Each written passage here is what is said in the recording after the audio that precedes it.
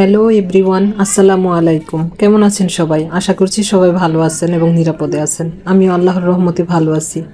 তো আজকে রান্না করব আলু দিয়ে সোনালী মুরগির ঝোল। রান্নাটা আমি দেশি মুরগির মতো করে রান্না করেছি, কম মশলা দিয়ে।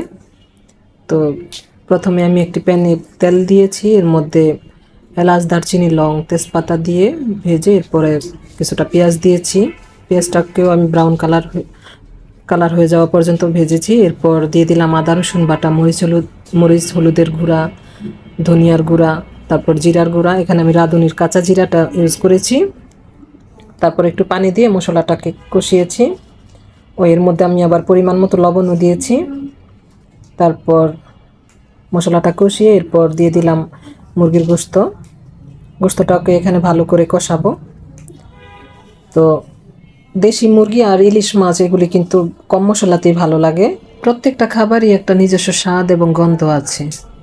তো এর মধ্যে দেশি মুরগি আর ইলিশ মাছ এগুলির অল্প মশলাতেই ভালো লাগে বেশি। আজকে সোনালী মুরগিটা ওইভাবে রান্না করে নিলাম, দেশি মুরগির মতো করে।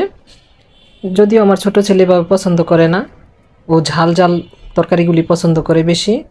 তরকারির কালার টকটকা হইতেইব, ফ্যাকাশে কালার হইলে আগেই বলবো তরকারি মজা হয় নাই।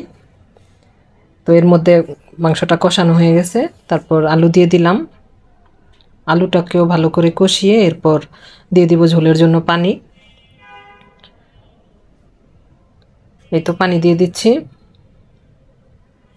তারপর পানি দিয়ে আমি ঢেকে রান্না করব সিদ্ধ হওয়া পর্যন্ত। মাঝখানে আমি কয়েকবার নাড়া দিয়ে দিয়েছি ঢাকনা খুলে।